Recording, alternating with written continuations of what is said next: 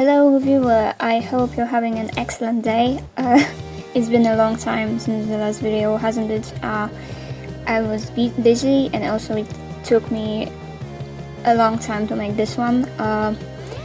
Yeah, I've shown myself this little fairy, kind of fantasy set. Honestly, I initially had just the idea for the skirt, but then I just kept on going, and I think my favorite part is actually the shirt, which was like an afterthought, and the hair clip, which was even more of an afterthought. I made it from scraps actually, but I got this idea in my previous video that since I can make a double circle skirt, like how many more circles can I get? And this is a quadruple circle skirt, except they're not circles, they kind of like tear shapes, so that you have these longer parts. Some time ago I thrifted a whole bag of bandanas, and I gave some away. I'm wearing some as just bandanas, but I've had these pink ones and this black with pink patterns one sitting just unused, so I wanted to turn them into something else, because I didn't really feel like wearing them. I've had them for like at least a year now, and yeah. So I wanted to make a skirt out of them, but they were not enough, so I figured I must make some more. And yeah, let's just get to how I made my other bandanas, because I figured I want to make them, I don't just want to order more, and that was the most difficult part of the process actually. So first I sketched the design, because I didn't want to use any existing design and copy it. I wanted to make my own, and I sketched it during like some lecture in my sketchbook, just to have like an idea of what I want to do of the design. And I actually designed like 1/4 or even 1/8 of the design, because it's a repeating pattern. Then when this was ready and I had more time, I just sat, and this is what you see on the screen. I redid it in Clip Studio Paint using the symmetry rulers to make it even. And as you can see, this whole design, not just the patterns but also everything, is heavily like butterfly / moth themed. I love this theme, obviously. If you're watching my channel, you would probably know that already. That's also what I was going for with the skirt, with the shape of the skirt, with these parts that like flow down, because I really like these moths and butterflies that have the long thingies on the bottom wings just hanging down. I think it's beautiful and I love it. And now for the difficult part. How do I get this on fabric? So the easy way would be to just order it online to be printed, but of course I didn't go the easy way. I wanted to make things difficult for myself for no reason, and I figured I want to use lino printing to do this. I quite quickly realized that those blocks of linoleum that are meant for lino cutting are actually quite expensive when they're in this big size, so that's why I decided to make 1/4 of the design and just print it 4 times. It's visible that that's how it's done, but also yeah, I'm not spending that much. And I actually struggled a lot with putting this design on the lino block before cutting. I tried homemade transferring paper with like pastels, which works usually, but did not this time. I bought myself transfer paper, which also kind of failed me, like it didn't show enough detail, so yeah, that was a pain. And also I did this whole thing twice, because first time I ordered like this block that was big enough that I could just cut out this 1/4 of the design from the block, but it turned out too hard, so I ordered a second one, except this one was more expensive, so I took a smaller one and I cut it in such a way that I arranged it into a square made out of 2 pieces, which is, yeah, that's not how things are supposed to be done, but it works. And in order to get the design on this thing, I found an app on my phone that's supposed to teach you how to draw. I mean, it was for tracing. I'm not going to show you the exact app because I'm kind of angry with them, because a lot of those designs for tracing are AI generated. So yeah, but it worked.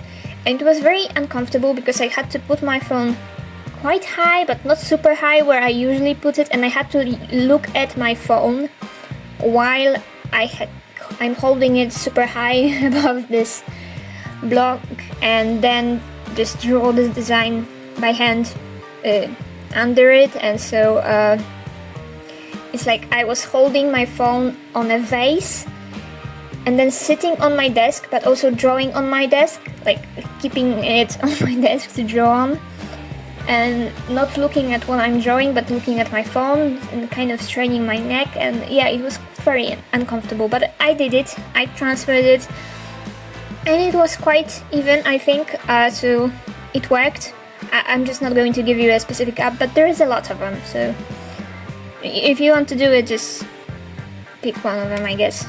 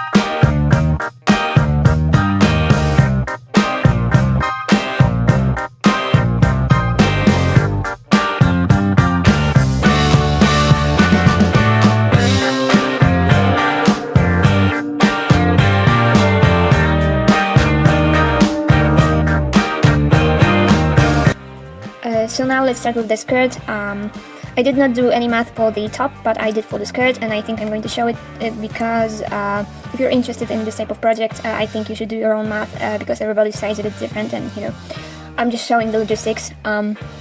So one store-bought bandana is around 50 by 50 centimeters big, which is quite small. Mine are even a bit smaller, but you know, I'm going to cut it and everything, so it doesn't really matter. It's about the size. So I decided to sew together 4 of them to make this bigger square, and that's around 100 by 100 centimeters big, so something you can work with. And when it comes to the length, I just measure the short skirt I like, and that's like the shortest points. It's around 36 centimeters long. Yeah, and here I marked what shape I will be cutting. It's the light green, if you're like looking at the screen. It's going to be a little tear shape. I considered making just squares, but that I think would be too tinkerable for my liking. So there's just going to be 4 these little points going down, and there needs to be a little circle inside. That's where I go, I guess, and the cut where the circles will connect. So that's the cut that goes across the middle. And the blue line, that's not where I cut, that's just to mark what math is happening. That's our radius, and this radius is 36 centimeters that I mentioned, plus R1. And what is R1? That is, again, me. For a model, I've got my OC Lana here, and I showed on her where this is roughly. So I don't want it to be at my waist per se, I want it to be a bit lower. So that's where I measured, and that's around 72 centimeters for me. So that's not quite where everything is the thickest, because it will fall then. It's a bit higher, but it's not on the waist. That's the thought. And I had to divide this by 4 because there's going to be 4 of the circles like that. So that's around 18 centimeters. And now here's the math. 2 pi r1, this is our r1, equals 18 centimeters. So r1 is 2.86 roughly. And so now we can count the radius of the main radius of the big circle, and that's going to be around 38, I wrote 9 because I'm not dealing with anything smaller than millimeters. And there's actually very easy to mess things up when something is this small, you know. And one last thing I wanted to show here is the colors I've got.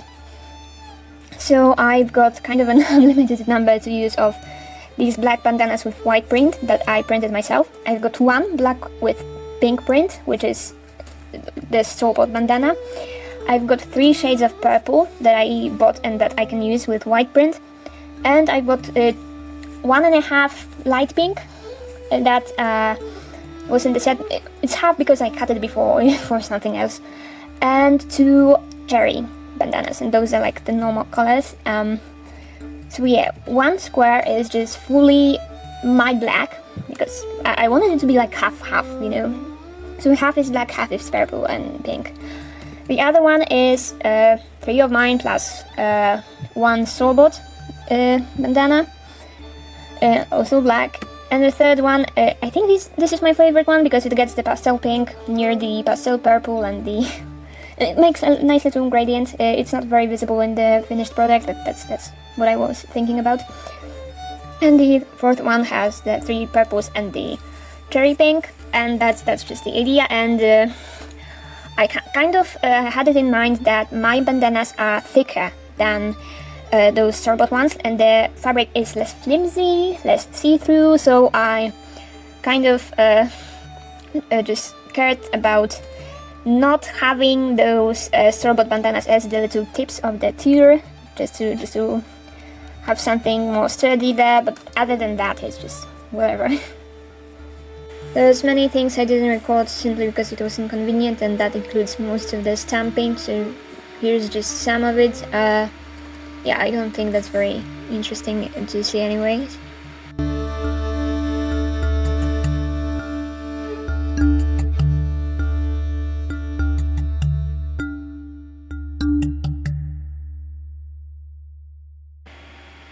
I then used a little paintbrush and some other fabric paint that's not as thick to correct some of those things that didn't come out quite as good as they could, especially the flower in the middle.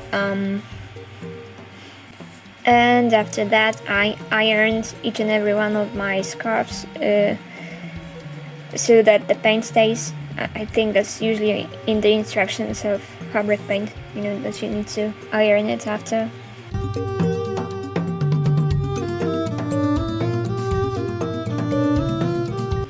In order to make transferring the pattern onto the fabric easier, I first drew it on paper to then cut it out and just use it as a stencil.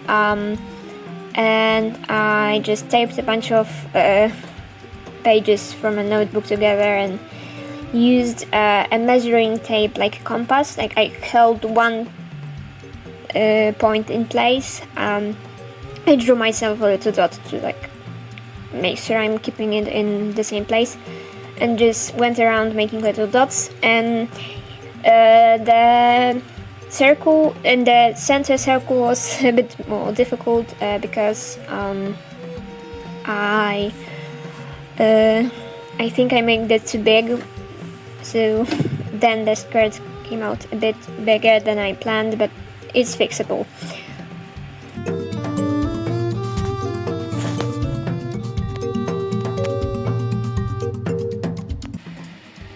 So then I took the stencil, I took my 4 connected bandanas, and I outlined the stencil with a washable marker and cut it out.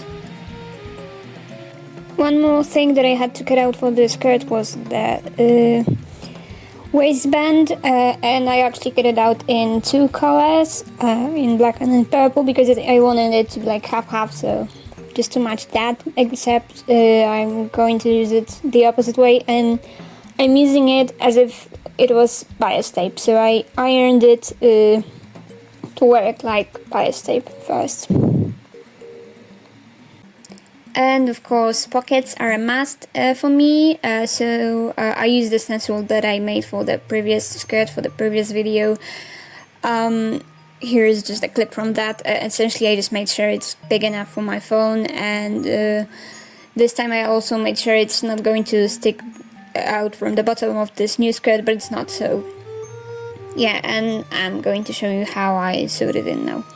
So the first pocket is easy and simple. I just had to stitch it to 2 edges where the circles will connect, just making sure that the stitches will be inside, and then stitch around to close the pocket and close the 2 stitches as well. The other pocket is the more complicated one. I explained it in more detail in my previous video, but essentially what I did was I stitched 1/2 of the pocket to the seam on the skirt as usual, and then the other one to 1/2 of the zipper, and the other half of the zipper to the other half of the seam of the skirt, and then I closed the pocket, of course, and I actually hand stitched it to the zipper because my machine can't handle zippers for some reason, like the fabric is too thick, I think. Okay, that's a bit awkward. These are my pants. If I didn't wear pants, this would not be appropriate to wear, okay? At least not on me. I don't think I did my math wrong. I think I just didn't cut evenly, and it's super low. Like super low, so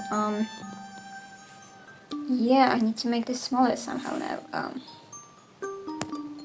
Alright, I think I found an easy fix. I'm in a bit of pain because there's pins digging into my skin because I only pinned it, but I'm about to show you how I did that. So I went in the very middle of each quarter circle, and as you can see I just put a pin in here, but I just made a little fold in the waistband. The bottom just flows as it used to, because I don't want less fabric, I just want it to be skinnier, and yeah.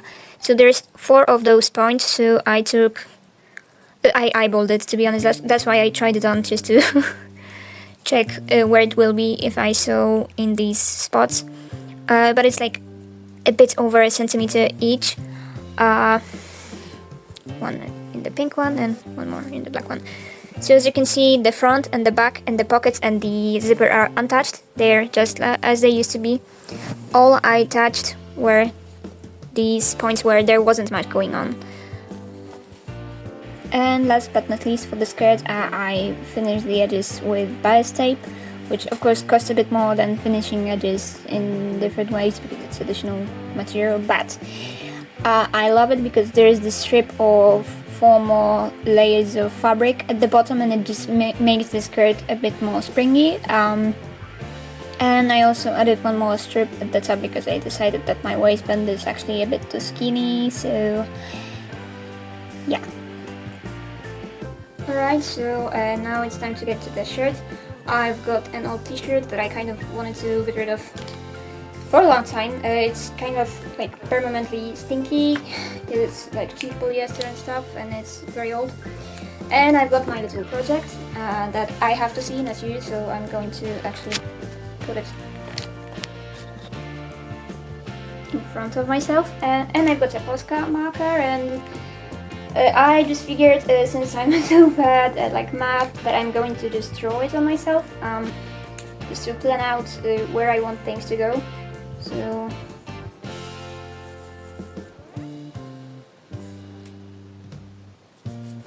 it does not have to be even. I just want it to be like a rough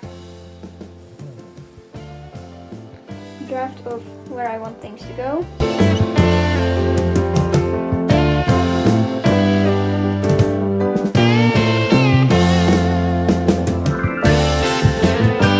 And then after I made this very rough draft, I put the t-shirt on my desk and just polished it up based on the initial design I did in my sketchbook. Once I had everything planned out and I was sure about my design, I took the picture of this t-shirt and I took pictures of available fabrics to pick the colors from them on my computer and just play with them and decide where each color is going to go. Okay, don't mind these slight alterations I did after coloring it on my computer. I think I came up with a life hack that can help me actually transfer this without cutting the t-shirt up. I'm still going to reuse this fabric, but I think this will be actually easier because it's kind of stretchy, so once I cut it up it's going to lose all the structure. So I'm going to use clear tape and I can stick it on top. I can trace the shape. I'm going to number them and I'm going to write corresponding numbers on my file on the computer so that I remember which part is which. And this marker actually smudges, so I'm just going to add one more layer of tape.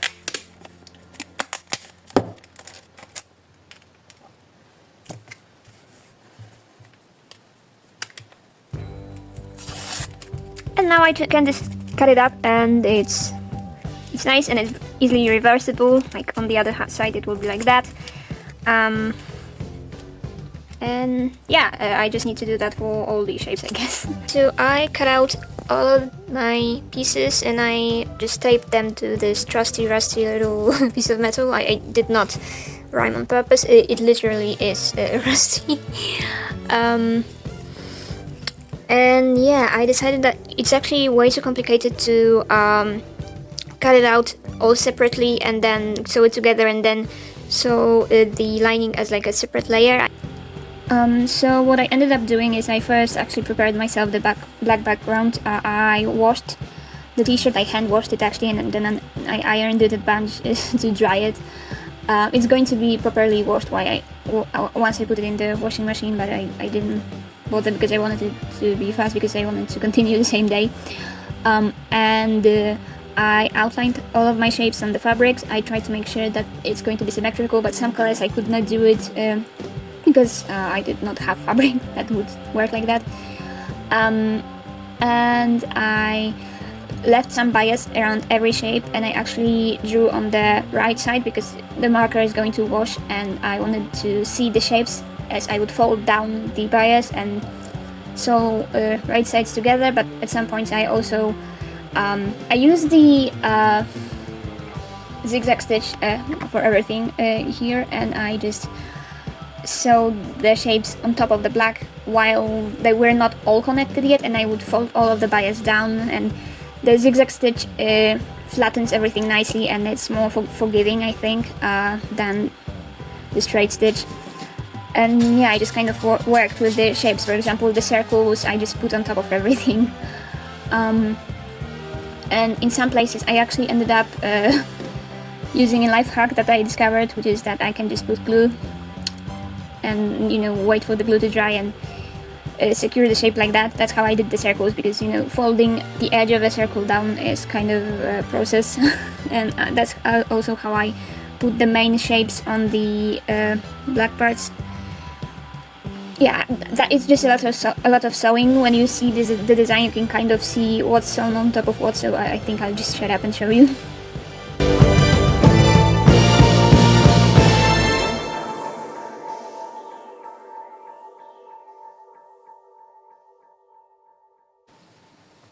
Okay, so right now we're actually going to test out one more internet DIY project,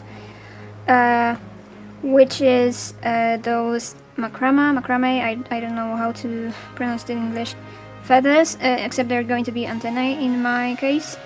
So yeah, I'm kind of eyeballing how long my strips need to be. I've got my strap and I'm just going to cut this into those thin strips and also make some purple ones.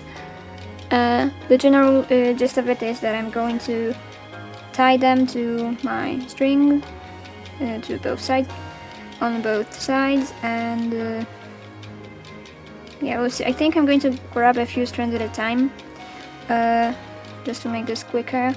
Okay, so I figured I'm going to show you the knot one time slower, and then I'm going to just speed the whole thing up. So we're going to fold our little piece of thread in half and put it under the main thread. Then we're going to fold another one in half, and we're going to open up this loop, grab this thread here, and pull this to this loop and tighten them. And that's just how we're going to go, except maybe I'll actually grab a few more.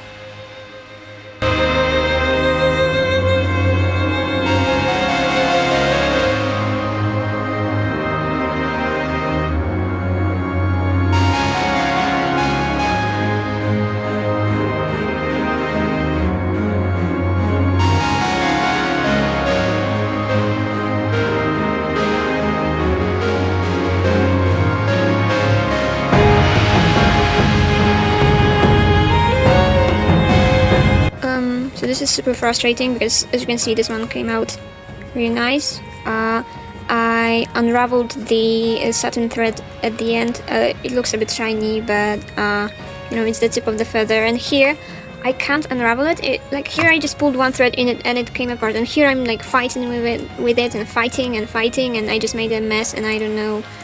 I mean, I'm going to continue fighting, but it's already different because I kind of made the threads come apart as well, trying to brush it out. Then was the time to finish up the top, and I used black and white textile paint to add some more details that were in my initial design that I decided I don't want to cut out of the fabric because they're either small or like would make a mess. And I think like this look of having multiple techniques actually works really well with this. And when it comes to this hairpiece, I could make a whole more detailed tutorial, but essentially I took the small scraps of fabric that I had and I cut out a bunch of like random shaped ovals, just bearing in mind that I want to have various sizes of them, and I covered them in glue and I folded the edges down and I sewed them together into the shape of the flower, and I made leaves similarly, and I made just a bunch of like hanging thingies.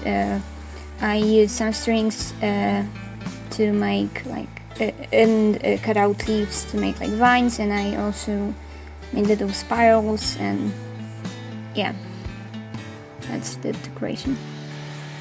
And we're done, kind of. I cut a lot of leftover material, so when it comes to the bandanas that I didn't cut up, I finished up the edges nicely. When it comes to like the bigger pieces from what I did cut up, I made a bunch of scrunchies, like a ton of them. I made one more flower hair clip. I made some feather like keychains, and I'm going to keep a few of those things for myself, but most of them I'm going to list on Vinted. So if you're in one of the countries I'm going to put on screen, you can click the link in the description if you want something I made. And the prices aren't like ultimate, you can bargain because I don't know how to price those things. So yeah, here are all the final results.